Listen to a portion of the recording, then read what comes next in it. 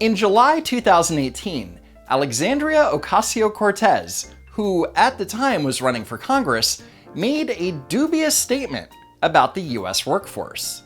Unemployment is low because everyone has 2 jobs. Here she claimed that people holding multiple jobs somehow makes the unemployment rate lower. Unemployment is low because people are working 60, 70, 80 hours a week and can barely feed their kids. Politifact examined these claims and found that out of 154.5 million job holders, only 6.4 million held multiple jobs. And out of that group, people working 2 full-time jobs is no more than 0.2% of the entire US workforce. And with that, Politifact gave her statements on unemployment the notorious pants on fire rating. But instead of it being a teachable moment for Alex, she's doubled down. Do we want to live in a city where billionaires have their own personal Uber helipads? So do we want these kind of, folks with helipads in the same city and the same society as people who are working 80-hour weeks and can't feed their kids? Now, because she specifically mentioned New York City, let's do some math.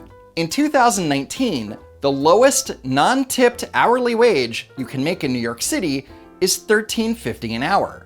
So if someone is working 80 hours a week, they will make, at minimum, $1,080. But that's if they have 2 full-time jobs at 40 hours each. If they are working 1 full-time job and get 80 hours a week, after 40 hours, they would be eligible for overtime pay, which would net them $1,350. If you can't afford to feed your kids after working 80 hours a week, then there's some bigger issues at play. Glad we settled that. Now, the Congress... I think it's wrong that you can work 100 hours and not feed your kids. Work 100 hours and not feed your kids? How many kids does this person have that they can't feed them working 100 hours a week? Corporations like Walmart and Amazon can get paid by the government, essentially experience a wealth transfer from the public for paying people less than a minimum wage. What does that even mean? Why are people clapping at this? Amazon pays all of their employees a minimum of $15 an hour. And while Walmart sales associates are generally paid a low wage, they certainly do not get paid below minimum wage, because that would be against the law. This congresswoman says things that are blatantly untrue, and people applaud her. I think that there's a lot of people more concerned about being precisely, factually, and semantically correct than about being morally right. You can't be morally right if you are factually wrong. The world is going to end in 12 years if we don't address climate change. 12 years later.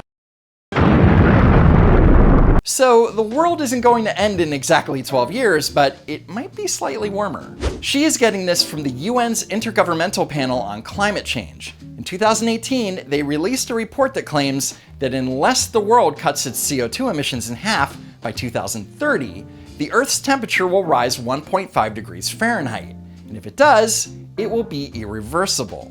Like, this is the war, this is our World War II. So, like, climate change is like the Nazis or something. So what's the Congresswoman's solution to saving the planet? Socialism! A Green New Deal, a highly ambitious, some would say unrealistic proposal that would convert the entire U.S. economy to renewable sources of energy in just 12 years, while guaranteeing every American a job at a fair wage. You're talking about 0 carbon emissions, no use of fossil fuels within 12 years? That is the goal. It's ambitious. And how is that possible? You're talking about everybody having to drive an electric car? Yep. According to Green New Deal proposals, the United States would have to stop all sales of non-electric vehicles by the year 2030, followed by a swift phase-out of internal combustion engine vehicles. It's going to require a lot of rapid change that we don't even conceive as possible right now. The problem is that there are 260 million vehicles in the United States, and they would all need to be retrofitted to be electric or replaced entirely. The cost of replacing hundreds of millions of vehicles would cost taxpayers trillions of dollars. It's not feasible. Oh, and let's not forget the Green New Deal's federal jobs guarantee.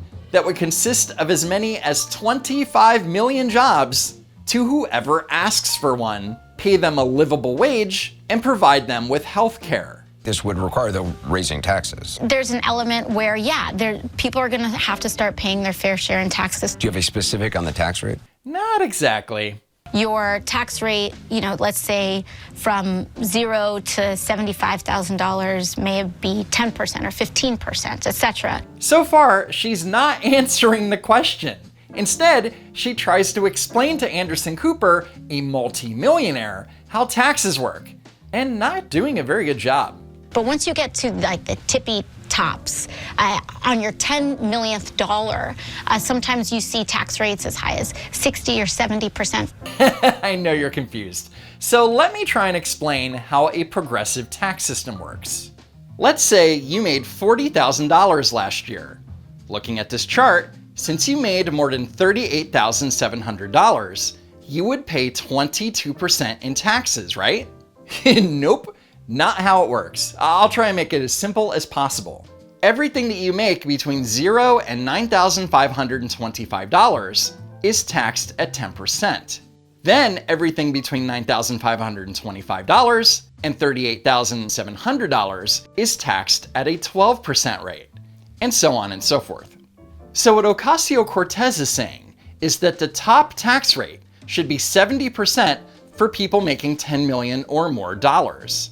To put it simply, for every dollar you make past 10 million, you get to keep 30 cents. But wait, there's more. There's the Medicare tax, which is 2.35% for single earners making over $200,000 a year. And if you live in New York City, the top tax rate would be 85.046%.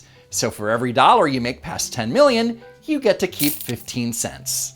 Seems totally fair to me. This kind of tax rate was the norm up until the early 80s. It was. This is not a new idea. Under Republican administration, Dwight Eisenhower, we had 90% marginal tax rates. Wow. First off, you can't compare current federal tax rates to what they were 60 plus years ago. The tax code was completely different, and without getting too much into it, no one really paid the top rate of 91%.